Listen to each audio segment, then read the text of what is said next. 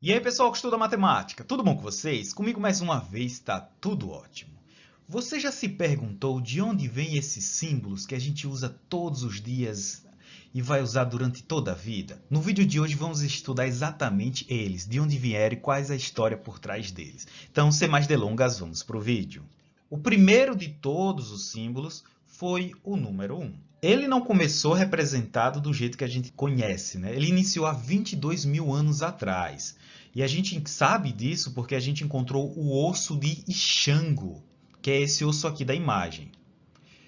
Ele consiste, né, de um pedaço de osso que está gravado vários risquinhos. Cada risco representa uma unidade. Por exemplo, aqui em cima, a gente tem 9 riscos, representa 9 unidades. Uma contagem de 9 coisas. Aqui ó, tem 4. Ele recebe esse nome porque ele surgiu na região de chamado Ixango, lá no Congo, na República do Congo, que fica na África.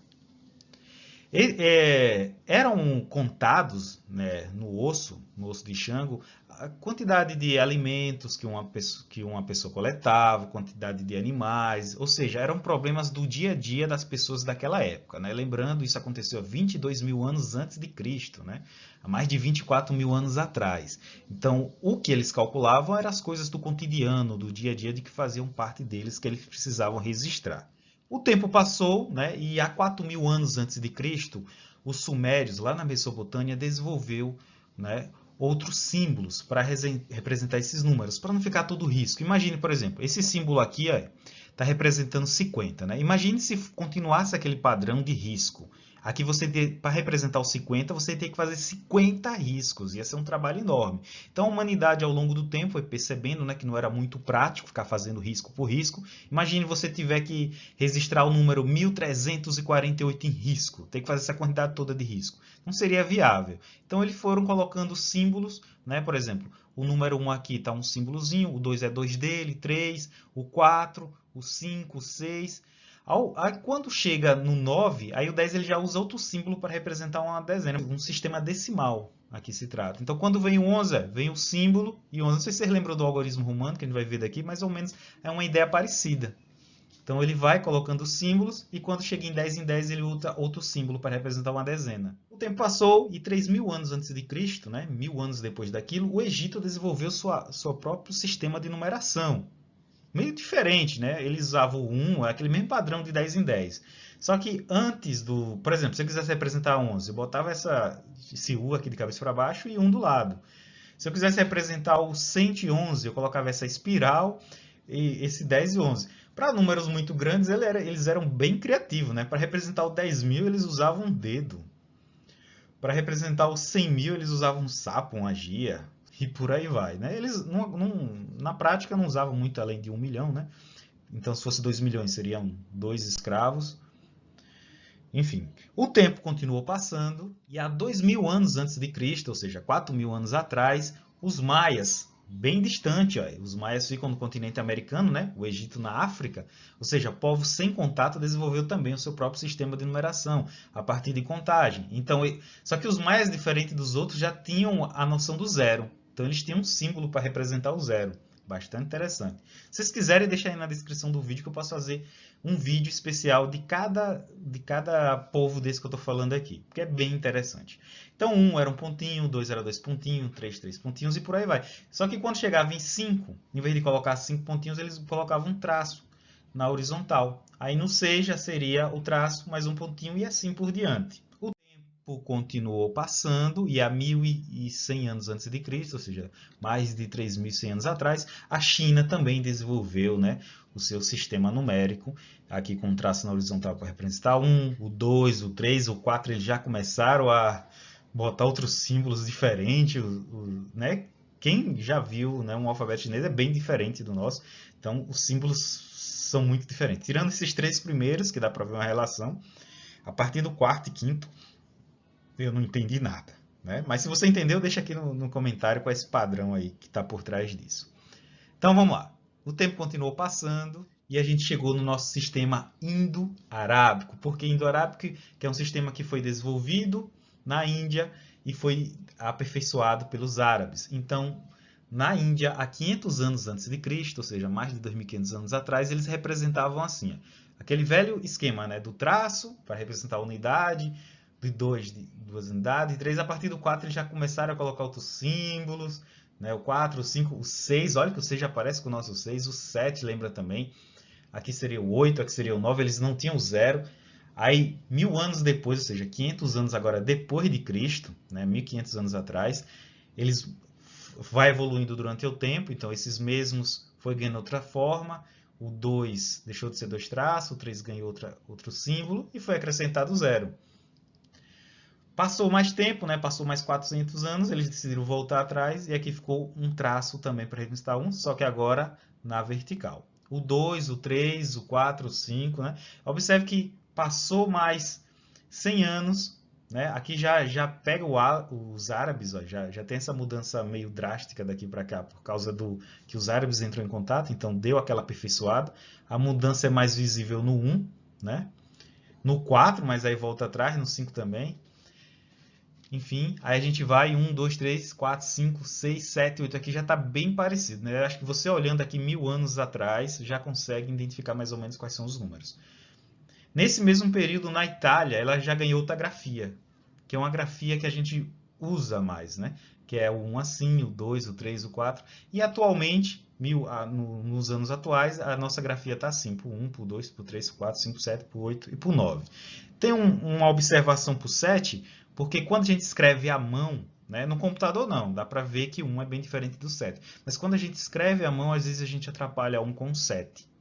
Então, para isso, muita gente coloca um tracinho aqui no 7, né, para diferenciar. Você vê assim, com esse tracinho aqui, significa que é o 7 e não é 1. Né? Isso geralmente ocorre quando a gente escreve à mão. Não é todo mundo que faz isso, é algo meio que opcional, eu gosto de fazer com tracinho, para não ter problema nenhum, né, de trocar 1 pelo 7. Agora vamos para os sinais. Enfim, vamos ver agora os sinais da adição, da subtração, da multiplicação também, que tem 2 símbolos que a gente usa, da divisão, da igualdade, da raiz, da integral e do somatório. E ainda tem um de brinde aqui no finalzinho. Vamos lá, eles têm né?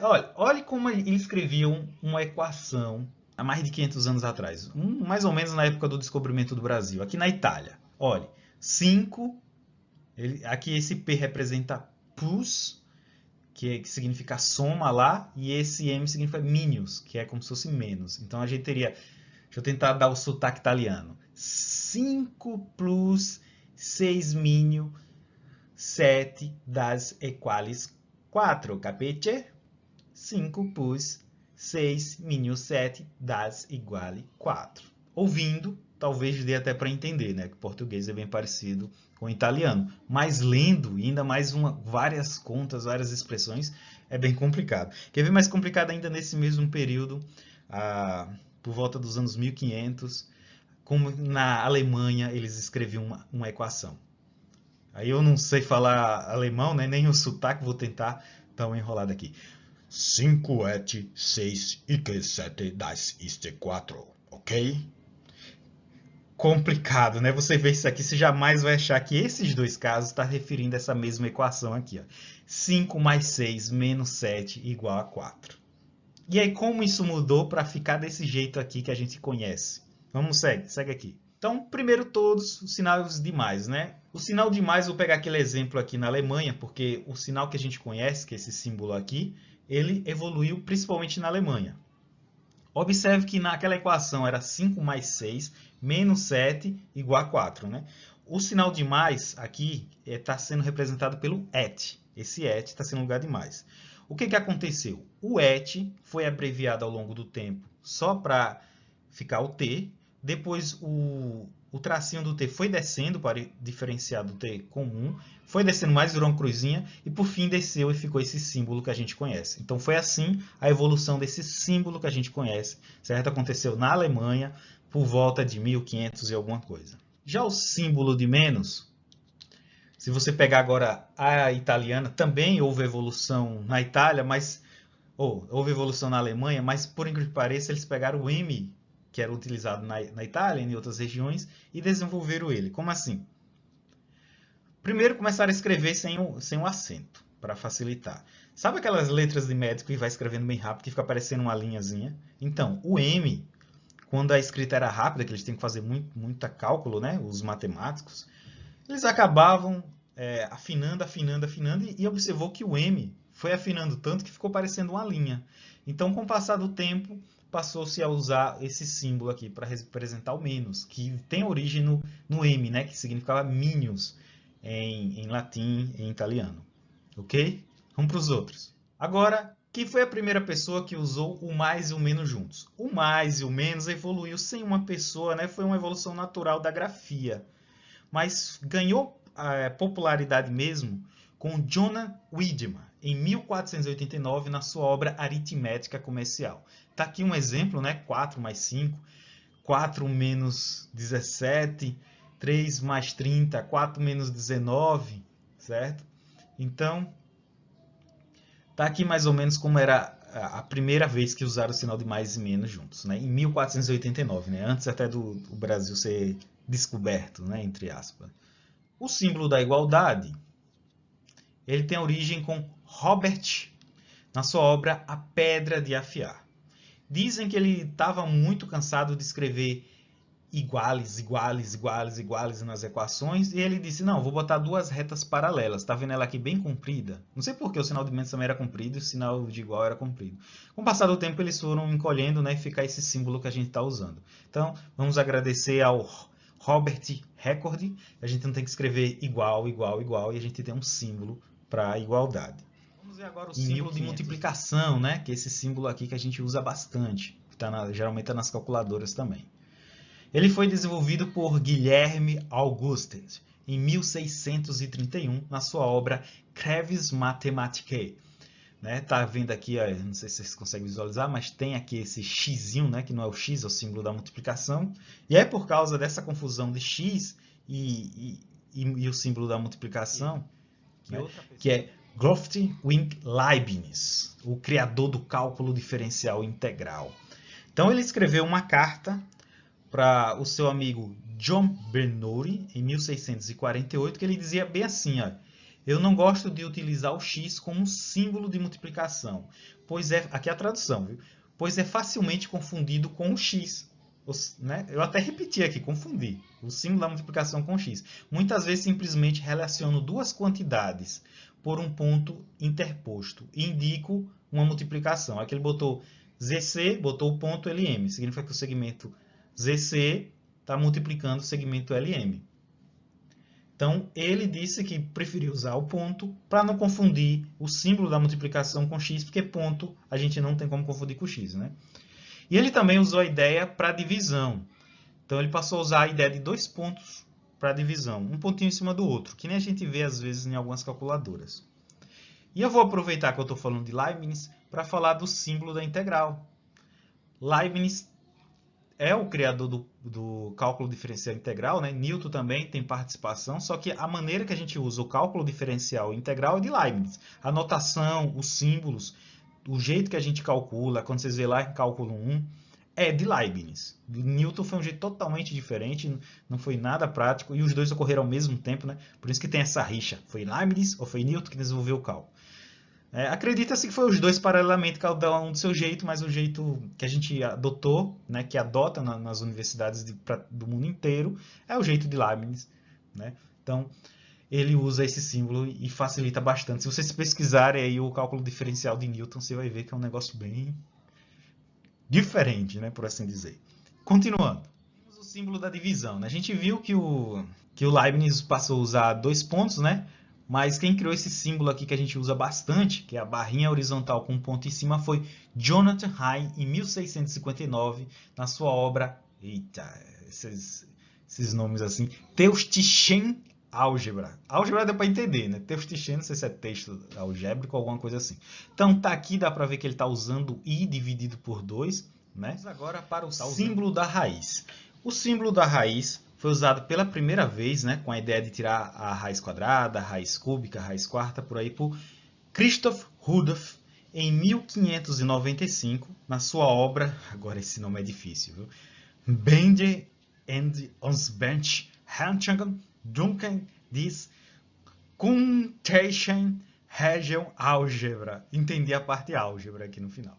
certo? Tá vendo ele aqui, o símbolo de raiz? Esse símbolo, como outros que eu falei aqui, foram usados anteriormente por outras pessoas, mas aqui o que eu estou falando nesse vídeo é os que usaram com o significado que a gente usa atual, né? Algumas pessoas usaram esse símbolo com outros significados ao longo do tempo, mas ele foi o primeiro a usar com o significado que a gente usa atualmente, ok? Para finalizar, a gente tem o símbolo do somatório e de brinde o número de Euler. Como o nome já diz, número de Euler, a gente se deve a Leonardo Euler. Em 1755, por volta desse ano, ele fez um trabalho com o símbolo, esse Ezinho aqui, que significa somatório, né? Ele representa uma soma de parcelas. E esse símbolo aqui, que é o número de Euler, esse que é um número irracional, assim como o π, né? Ele é uma variável constante, muito utilizado em questões de logaritmo. Pronto, e é isso aí. Se você gostou do vídeo, dá aquele like.